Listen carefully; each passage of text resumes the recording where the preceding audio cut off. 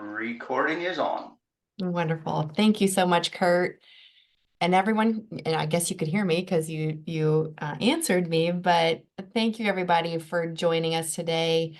Like Kurt said, I come to you today from Quincy, Illinois, which is the very, very west central part of Illinois. So I welcome everyone from throughout Illinois here today. Just wanted to say hi. I am going to turn off my video so we can save bandwidth, and I will get started. So I'm sure none of you on this webinar today would be surprised to hear that the star-filled sky evokes us with awe. It binds us together with the universe and with each other. We are all looking at one sky. The star-filled sky has guided us in our discoveries and our explorations for many generations. So before we get into some of the technical stuff, I just want you to take a moment to picture your last experience or a childhood experience where you were sitting under a dark sky, looking up, maybe searching for a meteor in a meteor shower, maybe looking at the Milky Way, or maybe searching for constellations. Were you at a campfire, sitting around a campfire? Were you on a family farm? Or were you out in the mountains, maybe out west on vacation? Chances are you were not at home. In fact, 80% of Americans live in locations where they cannot see the Milky Way. The Milky Way cannot be seen in those areas. So the first time I was a naive young person and I lived in kind of a rural area, so I could see the stars in the sky. So the first time I took notice of light pollution was when I started to lead a youth astronomy club. And we were tasking the students to learn how to use the telescope, navigate to different objects in the sky. And we were about 30 minutes away from Quincy and about 25 minutes away from Hannibal. And we had challenges finding some of the objects in the sky when they were near the horizon. I just didn't realize how far light travels and really how much it affects darkness. We also had a security light going. We had some security lights outside of our buildings, and I didn't realize how much it affected what we were doing out there. So today we're going to cover the importance of dark skies. We're going to define light pollution, look at a light pollution map, talk about the effects of light pollution, and discuss some easy solutions that there are to combat or mitigate light pollution. So the two takeaways I want you to take with you today. Number one, the effects of light pollution can be reversed with simple solutions. But number two, I bet that you will never look at exterior lighting the same after today. So again, I probably don't have to explain the importance of the dark night sky to those of you who have joined us today, but just an overview. These dark night skies are very important. They signal significant events in plants and wildlife. So this could be plant development. It could be for wildlife breeding, migration. It signals those events to happen. Nocturnal animals rely on this darkness for survival, so they're finding their food in these dark times.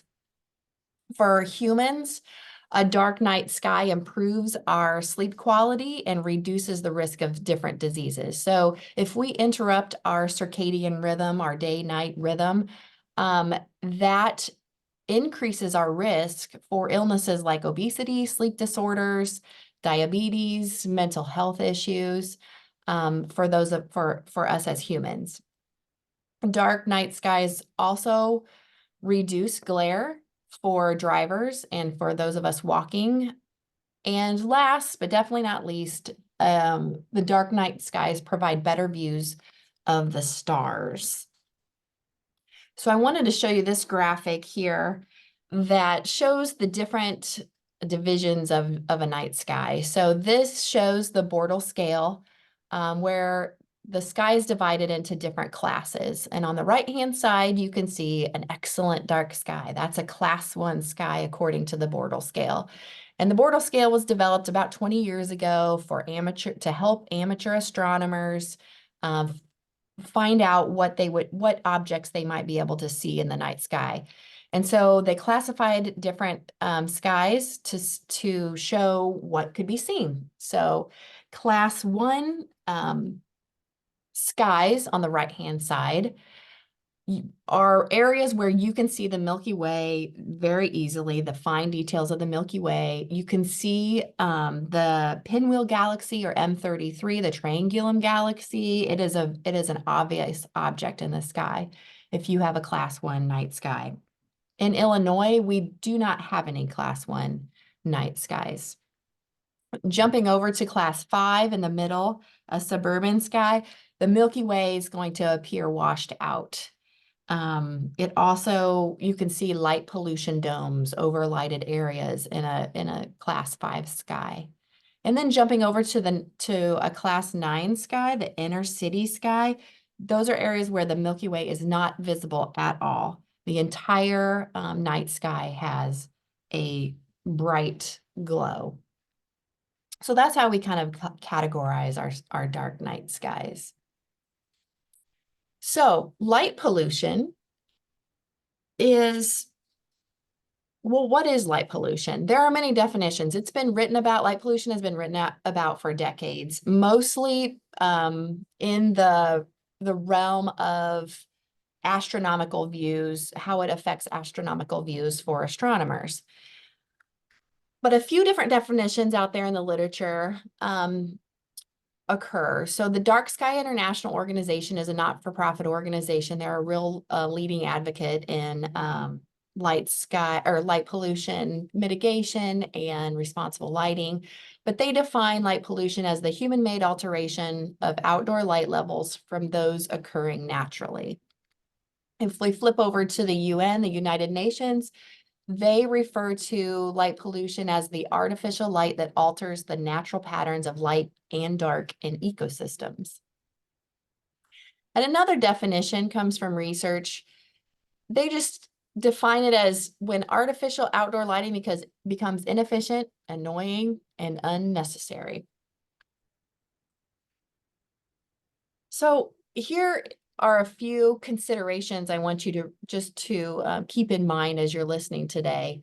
Where there is high wealth and where there is high population density, there's going to be a high level of light pollution. So you'll see that in the Eastern United States, you'll see that in Eastern Asia, where those population densities are and the wealth are high and the wealth is high. You'll find your highest levels of light pollution in those areas.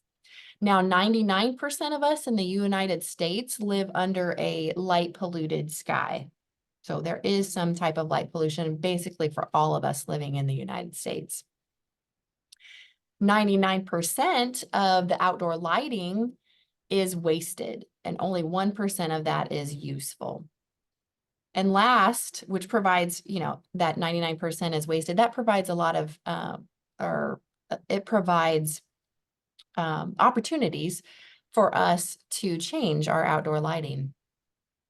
And 70% of our existing US buildings are aging and in need of lighting upgrades. So again, an opportunity to upgrade our lighting to make sure that we can reduce and mitigate that light pollution. And last, nowadays, the light that is being emitted is being cast at different times and places, and also at different spectral patterns. So those are all considerations we need to take into account as we move forward with mitigating light pollution. So there are different types of light pollution. As you can see at the top of this slide, this shows your sky glow. So the sky glow type of light pollution is that haze of light that occurs over your urban areas, right? It's caused by the light is scattering from the air droplets or the water droplets in the sky or other air particles. So it provides this glow over a city. So that's called sky glow. In the graphic, you can see light trespass. That's another type of light pollution. So light trespass happens when there is unwanted light that is moving into an adjacent area that is unwanted. So it could be, your neighbor's security light is shining into your house or into your area, or, the other examples like that. That is called light trespass. Glare then is what we see as humans, this horizontal light. So you'll see that in, vehicle headlights or when you're looking up at street lights, that glare, that horizontal light. And last, there's over illumination. So that's just using more light than we need, right? We are over illuminating, and that is a type of light pollution. Here you can see in 2015, researchers put together a new world atlas of artificial sky brightness. So this map, this is a graphical representation of that research. So I found this at lightpollution.info. You can see in the United States on the western side, we've got less dense areas of population. We have the mountains out there. You can see a lot more darker areas. Obviously, on the eastern side of the United States, we see a lot of our population centers, higher population densities. And you can see also the legend shows the whiter it is, the whiter in color, it is, the brighter the sky, and the darker the color on the map, the darker the sky. In Illinois, you can't quite see the borders of Illinois on here very well, but I'm sure you can figure out where we are here. But you can see the big metro areas of Chicago and St. Louis. Downtown Chicago residents, to get out to those blue areas, it's about an hour and a half to 2 hours just to get to some of the blue areas. The blue areas are about class 4 skies. That whitish purple area of Chicago is actually over 1 million acres up there, so 3% of our Illinois land. And we'll talk about this later, but Chicago is very important in our migration flyway for birds. So it's a very important and very critical part of our area. You can see pockets of blue and darker blue in west central Illinois, little pockets in eastern Illinois, east central Illinois, a little tiny bit. I thought there would be more open, darker areas in southern Illinois, but you can see some in southern Illinois.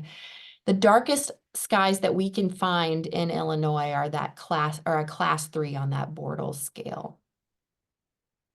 Zooming in to a few different areas in Illinois, this is Lincoln Park Zoo in downtown Chicago. So this is classified as 8/9, so we're inner city. You can't see the Milky Way here. Pleiades, the star cluster, you can only see that if you have an experienced eye. And of course, the entire sky is glowing above you, even at the zenith, which is right straight above you. Now in Quincy, where I'm at, downtown Quincy is actually classified as a 7 sky, suburban urban transition, still have that grayish hue in the sky. Can't really see the Milky Way. It's not really there. The clouds are still brilliantly lit. Even with a telescope, you can't see you can barely see some of those Messier objects if you were looking for some deeper sky objects. And last, we do have a dark sky park in Illinois, Middle Fork River Forest Preserve in Champaign County, which is great to have in our state, but they are listed within this map at least as a class 4 sky. You can see the Milky Way straight up above you. Some of the fine details are lost. The Orion Nebula can be seen with the unaided eye, so you can look up and you can see that. Pleiades, again, experienced eye has to find Pleiades.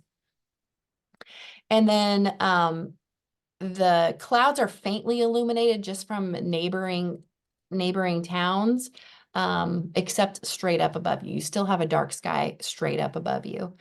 And then the sky tends to be a little bit brighter than the dark terrain on the horizon. So what are the effects of artificial? We've seen where artificial light happens, but what are the effects of artificial light at night, or ALAN, as an acronym has been derived in research? So what are the effects on plants, wildlife, and humans? Well, let's start with plants. Plants depend on light quality, the intensity or the brightness, and the duration of light. Plants do not care if it is natural sunlight or if it is artificial sunlight. So they have to have that light for growth and development, those, different stages of growth. Flowering plants specifically are governed by the duration of uninterrupted darkness during that 24-hour cycle. So that's growth, that's, budding, that's shoot growth, that's flowering. All those types of growth and development are triggered by that uninterrupted darkness. When you extend that uninterrupted darkness, or when you extend the light day with artificial lighting, you can extend those growth periods into times where it might be unsafe when the temperatures start to drop, right?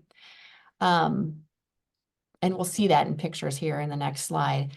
And then last, continuous lighting, keeping that light on, causes larger leaf size. So that larger leaf size creates more pores in the leaf, where plants can be more susceptible to air pollution and also water stress. So you can see here a couple different examples of light being on all the time, or security lights being on all the time, and how it affects. A tree on the left-hand side, you can see is keeping their leaves on long after the rest of the tree has dropped its leaves. On the other side, you see a sumac plant here, where some of the leaves near the light are still green, whereas the rest of the leaves are transitioning in the fall. And then agriculturally, I'm sure this farmer isn't happy with these lights installed along the highway, but definitely extending that growth period of the soybeans in this field. You can see the different, where each individual light is, those soybeans are affected.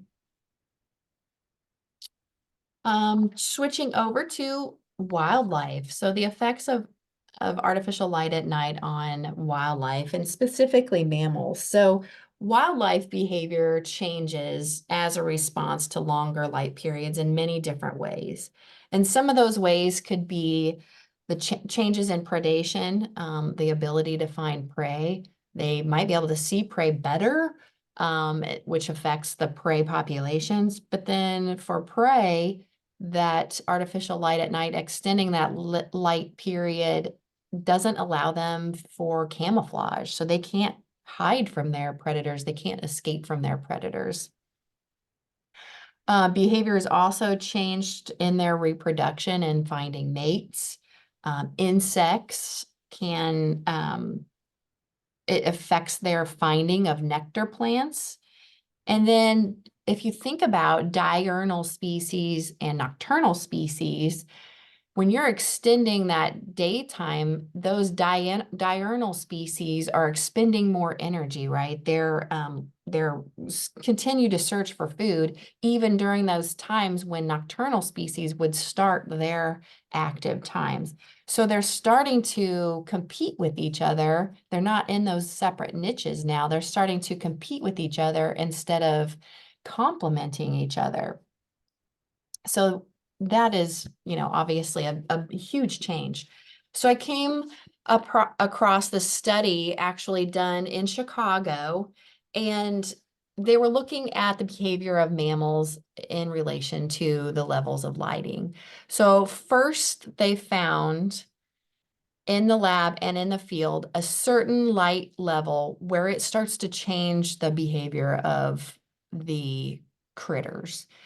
And they found that lighting level, and they did both lab experience and field experience with camera traps. And they found that level was about 6 lux, which is just a measurement of illumination. So 6 lux.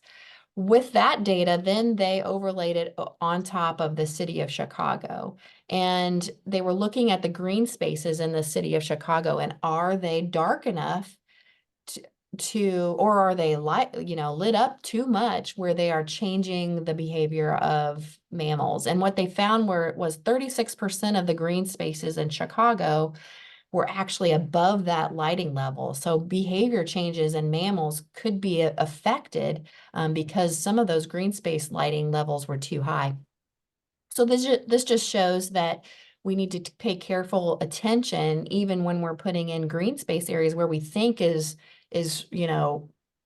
beneficial to wildlife. We need to really think of in the planning stages what our lighting might be in those areas. So artificial lighting at night, what are the effects on birds? And birds, the university, Benjamin Van Doren at U of I has done a ton of research on bird migration and the effects of light. So we know that birds are attracted to light. We know that most birds migrate at night. So 70% of our bird species migrate, first of all, and then 80% of those species migrate at night. So we know that most birds migrate at night. So now we're looking at treating that airspace as habitat. And Dr. Van Doren at his lab of migration biology has been doing some great research, some great applicable research for helping these bird populations. So a few of this lab's projects are looking at bird building collisions. So they found 365 to 988 million bird fatalities are happening every year in the United States with bird building collisions. They have developed a really neat tool, and hopefully some of you guys might know about this tool, but Birdcast is an interactive tool online that shows bird migration numbers. And I'll show you the interface here in a little bit. But the use of that tool can be really helpful. It can help building managers, cities, even us as individual residents know when to schedule lights out time periods that can help when it is very critical when birds are migrating through. So this is especially critical in targeted large cities that are located in flyways. And we talked about Chicago earlier. And in their research, they found that Chicago is really the number one city that could reduce those bird building collisions with some lights out procedures within their tall buildings. And if cities and folks start doing this, we could reduce bird building collision mortality by 50%, they found. So, and you guys might know this already, but I just wanted to show the flyways in the United States. We live in the Mississippi flyway with the blue ducks there that you can see up and down north and south. And then obviously right next to us is the Central Flyway. And there's a lot of cities along the Mississippi River and into the Central Flyway that have really large, tall buildings or large masses of people. And Chicago being number one, Dr. Van Doren's lab talked about Dallas and Houston as being a couple other cities that can really, really positively or negatively affect, bird migration and bird window collisions. So this, again, is the Birdcast tool that the lab has put together. And this is an example of one of the bird migration forecast tool. This is a screenshot of last night, and over here in West Central Illinois, you can see on this map, but this was actually a forecast. So this was put up before last night, but you can see weather came through our area. And what they have found is the time frame, obviously we're right now in the early migration time, but the time frame and the weather really affect the risk of bird building collisions. So last night we had some weather. It looked like 30 million birds were predicted to come through, go through the United States and start moving in terms of migration last night. Another cool thing about Birdcast is, and this is just a plug for it because it's just so awesome, is a migration dashboard. And this migration dashboard can be filtered down to the county level, which is really super cool. So I ran this earlier today on Wednesday night in Adams County. Last night in Adams County, we had 236,000 birds cross Adams County last night, according to this tool. On the right-hand side, you can see the nocturnal migrants that they, I guess, expected to see. A lot of them being waterfowl, but there's a few songbirds in there, your tree sparrows, your white-throated sparrows, phoebes.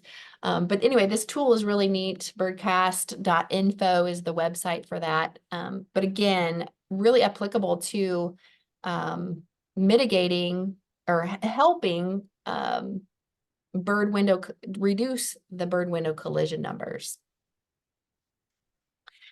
Moving on to insects. Moths, of course, we know they are the major night pollinator. And we also know that their populations are declining. And light pollution has been found as a major contributor to those declining populations.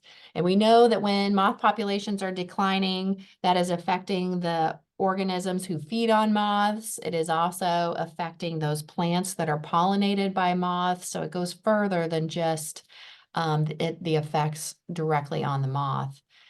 And then at the end, another study I found is nocturnal pollination is affected less in areas with high tree cover. So again, using that research to think about how we are planning our green spaces and how we are managing those green spaces to mitigate some of those effects of the light pollution that we have to help our insect populations. And last, the effects of artificial light at night on humans. We already talked a little bit about the health effects. It disrupts our circadian rhythm, but also it affects our human nature connection when we can't see the sky. And I thought this term was really interesting. It was extinction of experience. And some people may never be able to see the Milky Way. Some people will maybe never be able to see the constellation Orion. And that is just one of the effects of artificial light at night. We might not be able to, some people might not ever be able to have those experiences. And that's, I don't know, that's crazy to me. Agriculturally, the extended light period increases pressure on our insects. Again, they provide ecosystem services that are very important to our agricultural economy. This includes pollination by those insects. It includes natural pest control, nutrient cycling, all of those things that insects do for us for free in our agricultural landscapes. And then last, energy use. Added lighting at night, it's going to cost us more out of our pocket, right? And that added energy use also means added fossil fuel use, which we know that can contribute to higher levels of greenhouse gases, and then in turn affects our weather patterns and our changes in our climate. So why is artificial light at night important to our society? Well, this is pretty much common sense, but that artificial light at night is good for us in some ways. So we have greater safety for when we're walking, when we're driving. We have a reduced fear of crime. We use our outdoor facilities more after dark, right? It enhances our economic growth. The more we go out and feel safe going out at night, we're going to spend our money at different places. And these areas that we build and the natural environments where we have lights out are a source of beauty and entertainment. So these are all values that we hold and that we are really not willing to give up. We know that that artificial light at night increases with population growth. We know that the world is expected to grow by 170,000 people per day through 2050. So that's like adding the population of the city of Aurora every day for the next 25 years. So we know that people aren't going to give up the artificial light at night. We know that there are going to be more people in the world, and we are going to expand that artificial light at night. So what can we do about it? So there is a bright side, or maybe we should call it the dark side, about what you can do at home. Easy solutions that you can do at home. And I'm going to say this over and over again, but practice responsible outdoor lighting. So all of the responsible outdoor lighting practices will reduce your lighting bills and your energy use. So the first thing is use exterior lights only when needed. So take a look at your exterior lights at your home, your security lights, your, pole lights, whatever you've got, your landscape lights. Do ask yourself, do you need that light? If the answer is yes, so yes, I like it because it's safe, it makes me feel safe. People don't trip on the sidewalk when they're walking up to my house. Okay, cool. If you're using exterior lights, there are some practices I want you to follow. Use the lowest level of light needed. Use a motion sensor or timer. So it is suggested that we have lights off between 11 p.m. and 6 a.m. Ensure that the light fixture is directed down and fully shielded, and we'll talk more about shields in just a moment. And last, ensure that the light emitted is warm. The color is a yellow or an amber. We love the blue, the white lights, they're bright, but that is contributing a lot more to light pollution than the warm yellow or ambers colored light bulbs. So you should see on your light bulb packaging these lighting facts labels, and those labels should read below 3000 Kelvin. So you can see there with that arrow shows that this light bulb would be at 2700 kelvins, which is great. It's on the warm side of everything. And then the indoor lights that you have, make sure you're trying to keep those indoor lights inside. So at night, you're closing your blinds, you're trying to keep that light inside your home. So here's a quiz, true or false? LEDs save energy and decrease light pollution. What do you guys think? If you answered in your head false, you would be correct. LED lighting does save on our energy use, but the blue, rich, cool white LED lighting appears to be the most ecologically unfriendly. So again, when you're taking a look at your light fixtures, think about that color of your light. At work or at your business, these are some of the things that you can do.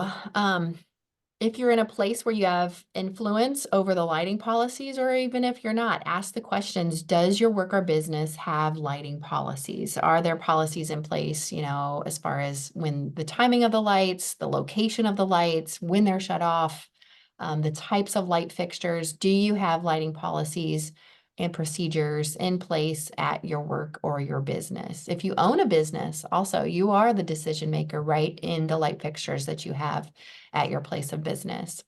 If you can't change an entire light fixture, that's way expensive, maybe looking at the bulbs or the lamps that are in those light fixtures. Really take an assessment of your outdoor or your night visible lighting. So if your place of business or if your business that you own has lobbies, atrium, lights that are on all night long, do they need to be on all night long? For very, very tall buildings, the perimeter lights of the tall buildings, do they need to be on the entire night? Those could really, turning those off could really help our birds migrating at night. And avoiding spotlights or floodlights that are they're just shining up into the sky as somewhat wasted light. So on the right-hand side, this comes from the Village of Homer Glen. They and we'll talk more about Homer Glenn in a little bit, but they put together a little guide of light fixtures that are fully shielded and examples of fixtures that are not fully shielded. So when I say shielded, I mean there is like some kind of covering over the top of that light that shields and directs that light straight down to the ground.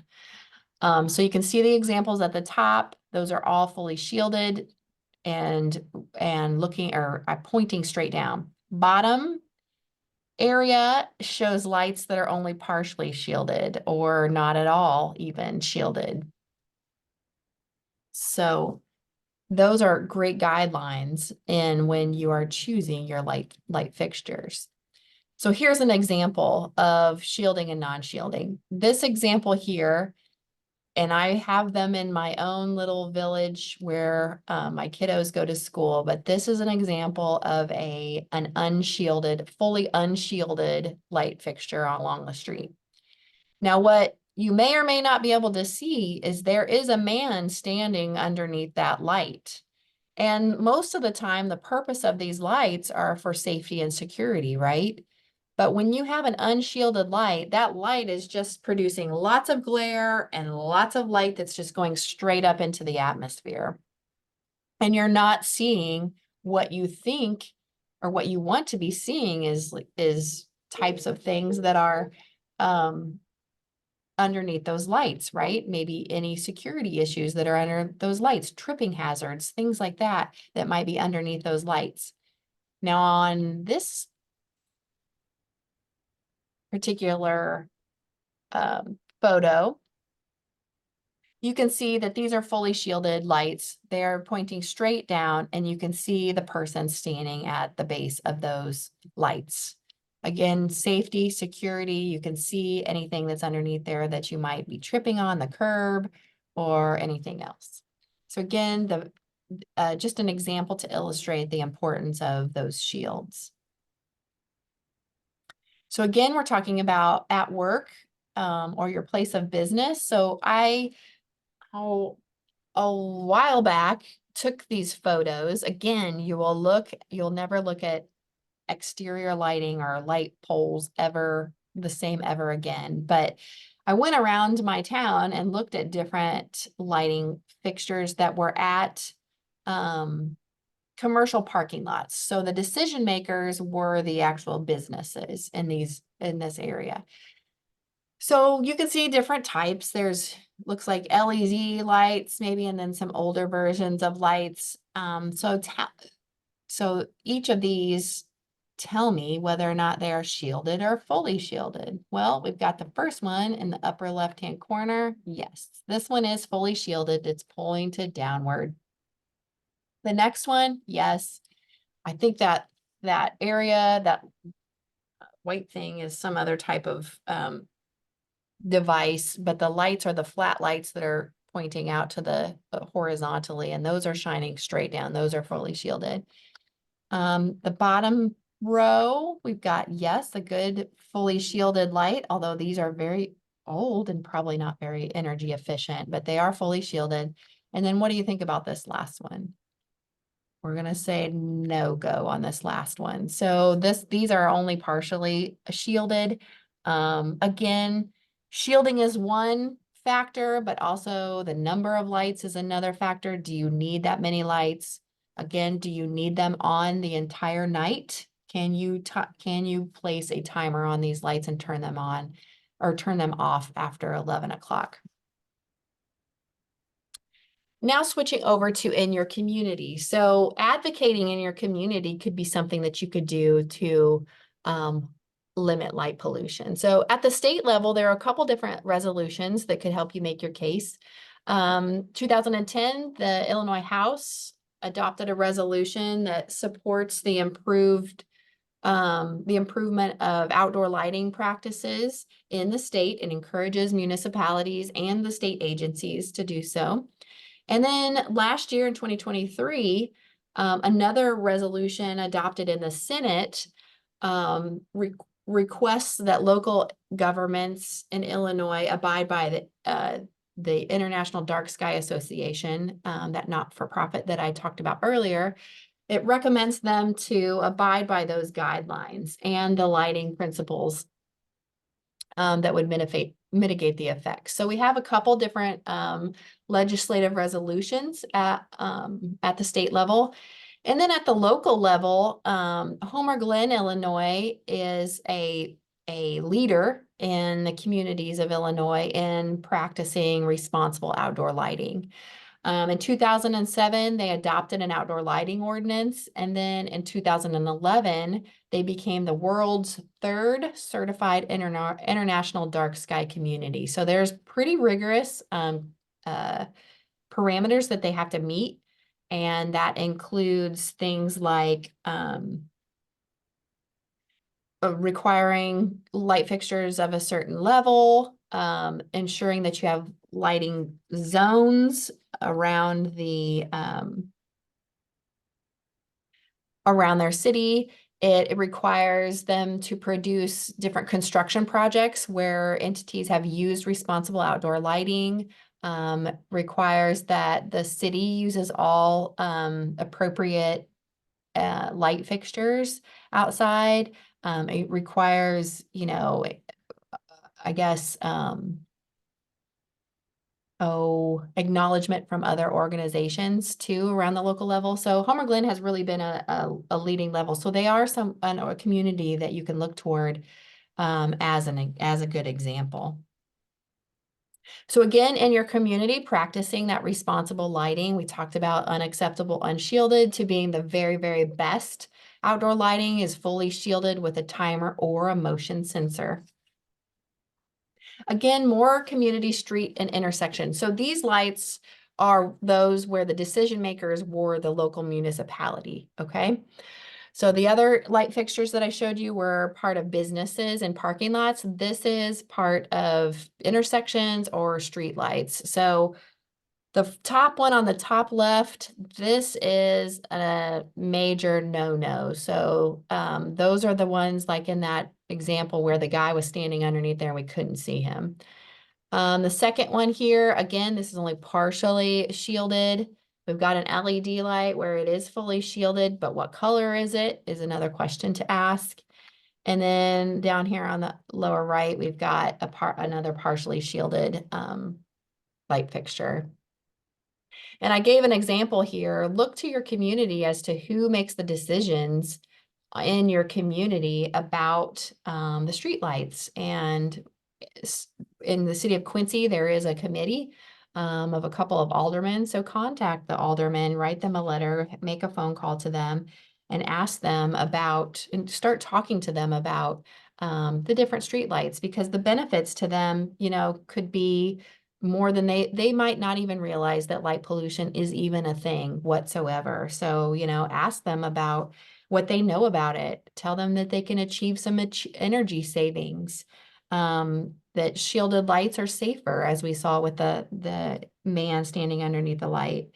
Your citizens would be able to see the stars. There are negative effects, you know, all of those benefits that would be good for the city. Here's an example of an interstate overpass. Again, this is at the state level. This would probably not pass as fully shielded as well. So there are local level and state level decisions being made. And last, participating in community action. So the University of Illinois has an Illini Lights Out program where they are turning out lights on campus during certain dates through the year. And this is just a dashboard that University of Illinois puts out to talk about how many light bulbs were turned off, about how much energy was saved as far as dollars, tons of carbon dioxide equivalent that have been you know, avoided. So that's kind of a cool dashboard but there are other cities that have lights out events. So participating in those lights out events, or even advocating and starting one in your own community, could be something that you could do. And I did want to just reiterate that critical time of 11 p.m. to 6 a.m. and the critical dates of major migration time periods is right now. We just started the spring migration period from March to June. And then in the fall, when they're coming back through from August 15th to November 30th are those critical times and critical dates. So all in all, at home and at work and in your community, the solution to light pollution is as easy as turning off a switch. So that's all I have for you today. And I'd be happy to answer any questions before I let you go. I do want to say, I do have some references cited, but I do want to say a couple things. If you'd like to give your feedback about what we talked about today or what you learned today, we'd be happy to hear from you by using this super short survey, by using the QR code, or the URL there is go.illinois.edu/light-eval. And then if you guys are normal participants in our Everyday Environment webinars, we do have a webinar scheduled for next month on April 11th at 1 p.m. And it is covering the do's and don'ts for managing invasive plants in the spring. So if you've ever heard Chris Evans talk, he will be this presenter. He's amazing. He is our extension forester.